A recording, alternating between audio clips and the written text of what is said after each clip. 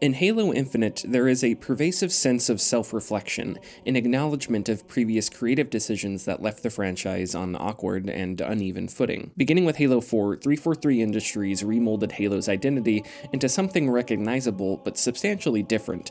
From gameplay to narrative and art direction, some of Halo 4 and Halo 5 Guardians was good and legitimately interesting.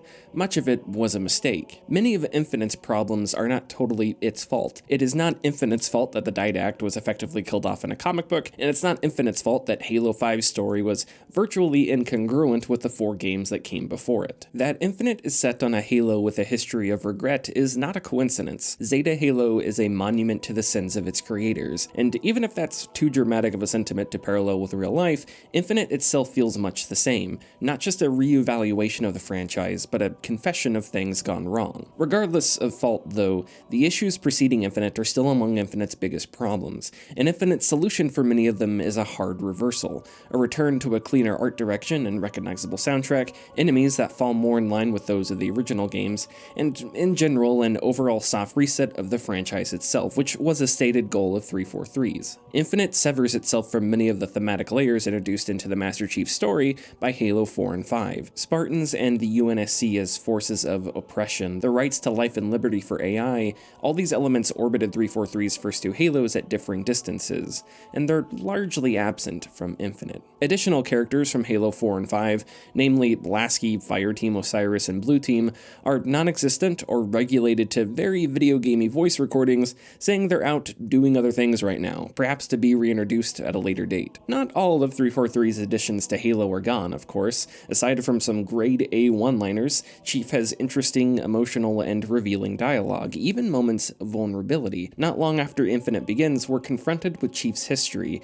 and we are continually asked to consider the effect his upbringing had on his humanity. Part of Infinite's reset is a refocus on what Halo is at its core, and I think it's useful to compare Halo to its distant ancestor, Alien. Combat Evolved has very much a you can copy my homework, just change it a little bit relationship with Aliens, from the way the guns look to the characters themselves. Combat Evolved is clearly more than just an Aliens clone, and the franchise has evolved much further ever since. And while Halo may have been inspired by Alien on some level, there is at least one major difference that separates the two universes. Alien is horror. It's about corporate exploitation, greed, and colonialism.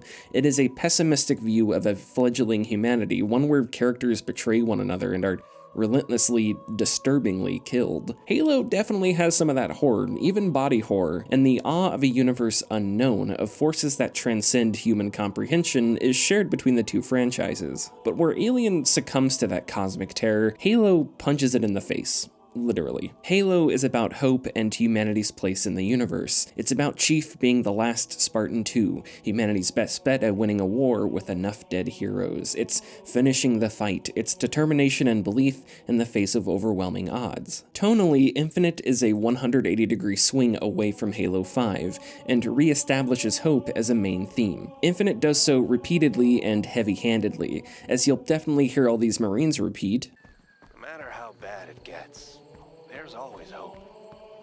I know that now." And, you know, I don't think Infinite was trying to be sly about this in the first place, and for the sake of its narrative and gameplay, it's appropriate. Halo 5 was relatively grim. You spent so much time worrying about what Fireteam Osiris was going to do once they caught up with Blue Team, and your deepest concerns for what was going on with Cortana met an affirming and depressing ending. Even with Chief and the UNSC losing at the very beginning, with him floating past bodies of Marines and finding his fellow Spartans tortured and killed, Infinite's spirit never flames out. Nor does the spirit of all the Marines you rescue along the way. Is Infinite occasionally corny? Well, yes. But when you have 20 plus hours of side-questy mini-bosses, silly aliens that say silly things, and a decently sized open world to explore and fight in, Infinite's tone is far better suited to accompany you, let alone the fact that it's a better fit with the games that precede Halo 5.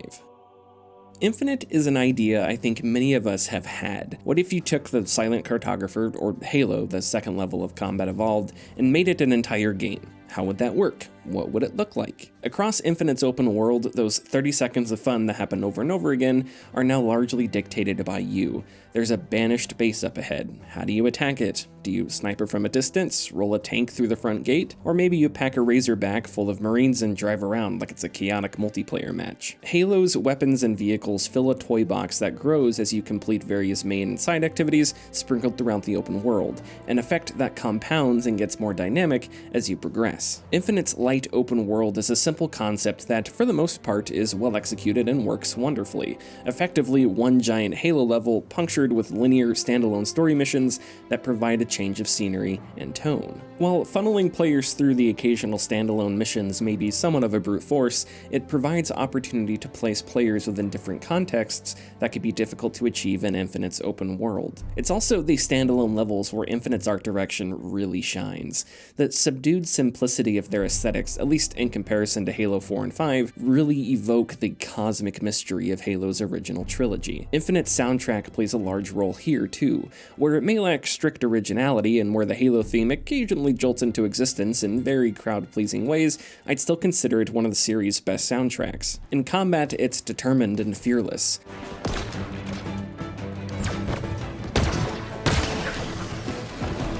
Reinforcements inbound. But during those delves into Forerunner ruins, things slow down.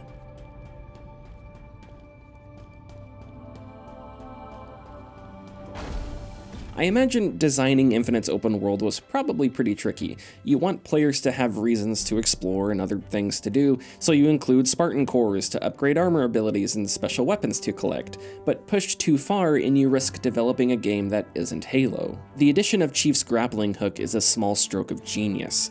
Zipping from tree to tree, slingshotting yourself between objectives is not only fun, but active, doubling the environment as both setting and obstacle course. The hook is beautifully worked into Infinite's combat too, adding a new dimension to your escapability and moment-to-moment decision-making. It makes Chief more mobile and opens new creative avenues for combat and exploration without veering too far off how Halo has traditionally felt. Chief's additional armor abilities, the threat sensor, drop wall, and thruster, are nice, but lack the grappling hook's utility.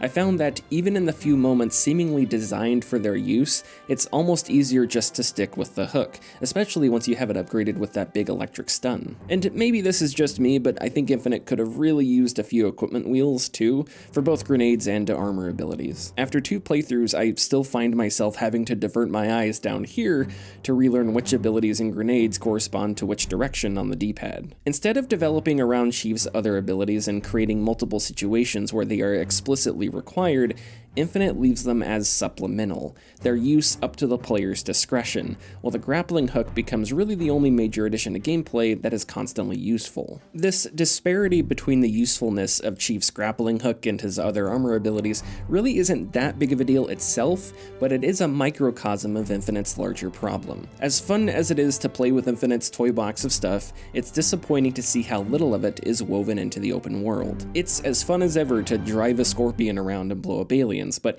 Infinite's open world does not facilitate vehicle-centric sections in the manner of previous Halos, which dilutes the overall experience. In previous Halos, you fought big, semi-open-ended battles against scarabs, took part in epic dogfights, and made exciting vehicular escapes. These are sequences that highlight and take advantage of different aspects of gameplay. So sure, in Infinite, once you unlock the Wasp, you can fly around and shoot stuff, and you'll even occasionally encounter Banshees. But the Wasp is just another option to go about exploring the open world. It's not part of a big, curated set piece that takes advantage of the Wasp as an element of gameplay. Now, there are 2 spots on the map that at least seem designed with the Wasp in mind: Inca Saham's northern island and Rith Kol's island to the south. Rith Kol's island is tall and separated from the map enough that you'll need a Wasp to get there. Inca Saham's island also feels like it was made for the Wasp, but it's not difficult to grapple your way across and attack from the ground. The point here is, while both of these locations seem made specifically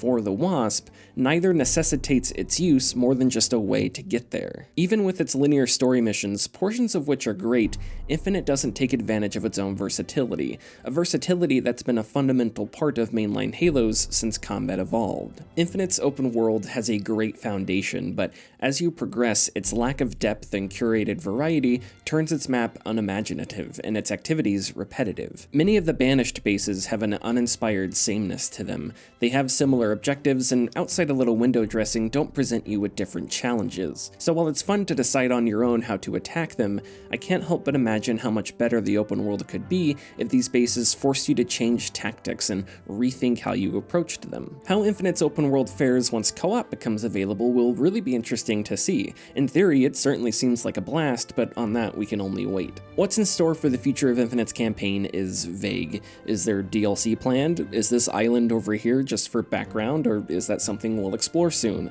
What are all these extra Spartan cores for? The future of Halo is a big topic, and one we'll get around to discussing. First, though, we need to talk about somebody. There is some good in Infinite's story. The Banished are interesting villains. Noticeably battered and scarred from previous battles, it's difficult not to feel at least a small amount of sympathy for the hardships they endured under the Covenant. At the same time, much of Infinite feels artificial, a tale of contrivances strung together not for the natural progression of a story, but only to create a jumping-off point for future installments. Infinite's story is more about what immediately happens before it and what's going to happen after it than what actually happens during it. It's awkward how much happens off-screen and before the events of the campaign that the campaign has to continuously fill us in on. Cortana's resurrection into an inspiring fascist dictator in Halo 5 was a creative decision wholly and completely incompatible with her characterization beforehand. It put Infinite into the unenviable position of either writing itself out of that hole, ignoring it, or leaning further into it. That is a big enough narrative challenge to overcome on its own, and Infinite, awkwardly enough, decides to do a little bit of all three, extending the ripple effects of Halo 5's mistakes. In many ways, Infinite is about failure and loss, the centerpiece of which is Atriox's defeat of Chief and Cortana's subsequent death. To that end, Infinite does a decent job illustrating how Cortana's death affected him. Chief feels Cortana's actions were his fault, his guilt culminating in his attempt to delete the weapon while she's trapped by the Harbinger. There are a lot of interesting character moments and themes here, but many are undermined by Infinite's crowded priorities. Hope and our response to failure become Infinite's central themes by force, rather than by a creative reconciliation with Halo 5. The weapon is Infinite's answer to the void created by Cortana's death. Doubtlessly a fantastic performance from Jen Taylor, and while yes, canonically it makes sense, thematically her inclusion feels like Infinite wants to have its cake and eat it too. We are assured that this is a new Cortana, but that she's also an exact copy, a sidestepping of what could have been a deeper, more thoughtful exploration of loss had the weapon's role been filled by a different character. And of course, Infinite can't just be about Chief and Cortana. With 10 years of quarterly reports ahead, Infinite's focus can't just be to mend a broken plot point between its two main characters. So forcefully hammered into Infinite's story are the Endless, a new alien race popping into existence just in time for the Master Chief to shoot. With all the house cleaning Infinite has to do, some of which is self-imposed,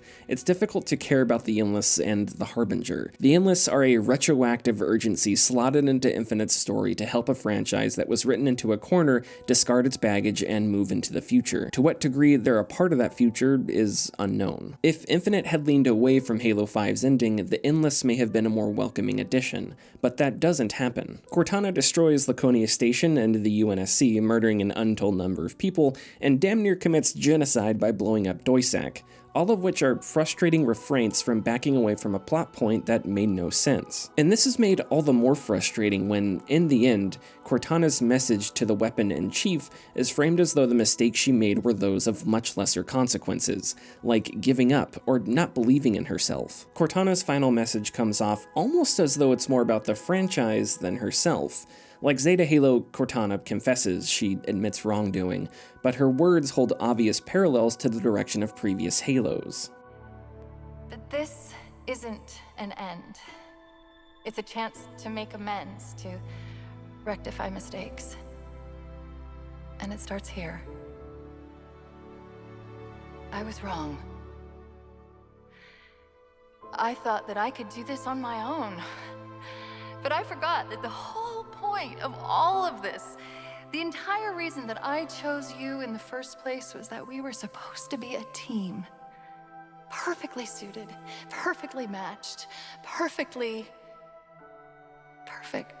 Within a few hours of story missions, Infinite leans into Cortana as a homicidal maniac, and then pivots her character to one much closer to her previous form. Her transition, apparently, all happening off-screen and before the game, preserved as if to reassure us, don't worry, in the end she became a good guy again. You'll notice Cortana's appearance changes at the end of Infinite too. In memories of her before Halo 5, she's designed closer to that of the previous games, while her evil self appears as she was in Halo 5. The implication here may be that Cortana was manipulated or corrupted, a la Darth Vader, a character consumed by hate and fear, their true self locked inside. This is helped by Cortana's references to her encounter with the Gravemind, something that, in the extended universe, there's actually evidence for. The issue, of course, is that even if this were the case, it's still made silly by the fact that Cortana already sacrificed herself, halting said corruption. Regardless, Cortana's final speech is hollow, where Infinite wipes its hands with a character it didn't really seem to know what to do with and quickly hits the reset button. If Infinite's goal with Cortana was a redemption arc,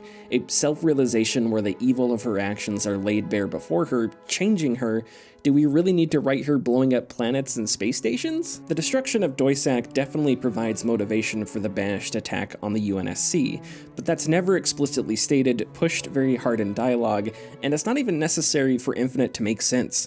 It doesn't seem to be that difficult to write a reason for the Banished to want Zeta Halo that doesn't have to do with Cortana being a battalion of brutes away from committing genocide. Not to mention the grimly comedic implication that every time Chief shoots a brute in the face, he may have just extinguished an entire alien species. Even though he already takes up quite a lot of screen time, I still kinda wish we got to see more of Escharum. His villainous monologues and audio recordings, perhaps a little cliched and redundant, paint a picture of a thoughtful villain with both conflict and conviction. Escharum is the anti-Master Chief. His goal is not only to defeat Chief physically, but defeat Chief as a symbol to quell hope itself. Unfortunately, after Escharum is defeated, Chief delivers what might be the worst piece of dialogue in the entire game. You showed him respect. He was a monster. Yes. But at the end, he was just a soldier. Hoping he'd done the right thing. Questioning his choices. That is a loaded few lines of dialogue a charitable reading might say is a poor attempt at showing why Chief and the things he represents, like hope, good triumphing over evil, and not giving in to hate, are superior to the Banished and their anger and brutality. But it also comes off as though Chief is excusing Escherum's actions. This scene already shows us what I think the dialogue is trying to say. Just by watching, we can ask ourselves whether Escharum would have shown Chief respect had things been reversed. It may have been meant to emphasize the Banished as sympathetic enemies, or maybe to excuse Cortana's actions by proxy, but in any event, it didn't need to be there. It's a blemish on a good scene that highlights an important difference between the two soldiers. I think it's also important to point out how out of place so much of the content leading up to Chief's fight with Escharum feels, as though it's content smashed together because a better place for it, or the time to put it somewhere else, wasn't available. Two underwhelming arena battles and Chief's duel against Jega Rdomnai are fun, but take up time where a quieter, more cerebral approach would have better served Infinite's plot. The fight with Rdomnai specifically could have carried more impact had it been its own mission. It's unsettling and wicked. Chief is surrounded by UNSC remains, a fight in a tomb made from his own failures. But it's bookended by other big set pieces, specifically a big tank battle and the fight with Escharum, which diminish its own emotional weight. In Infinite's last moments, Chief and the weapon appear out of a teleporter on the other side of the ring, and the dialogue goes out of its way to point out that something is wrong. Where are we? Chief, I think the better question is when are we? I don't know how, but we've been gone for days. 3 days, to be precise.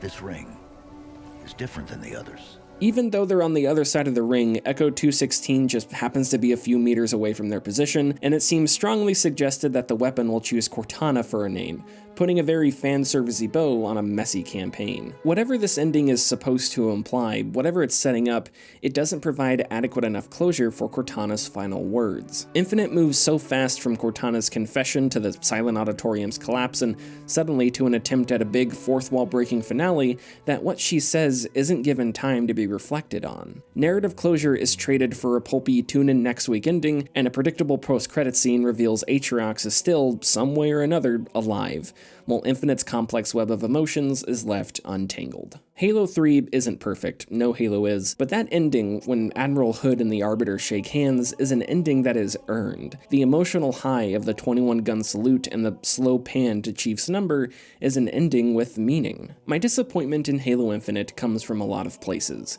Cortana's sacrifice was never given a proper resolution. The natural trajectory of Chief's story has been clumsily avoided. Like innumerable other IPs we nerds care about, Halo has altered itself to fit a new paradigm. The joy and personality of armor customization in multiplayer has been removed and bolted to a cynical, detestable microtransaction market forced into existence by an industry that expects monetization and retention ad infinitum. Infinite applies an ugly highlight around players, turning matches into fights between blue and red silhouettes. Because God forbid your color scheme changes for team-based multiplayer matches. How then would you show off your rare color pattern that's deemed rare by the same arbitrary process common color schemes are considered common? Infinite leaves a lot up in the air and a lot of questions unanswered or answered poorly. These answers may come in DLC, whether they be full or side stories, but I wish Infinite did more to solve the issues with 343's trilogy now, not sometime in an uncertain future where the priorities may shift to totally new plot lines. I am rooting for whatever comes after Infinite.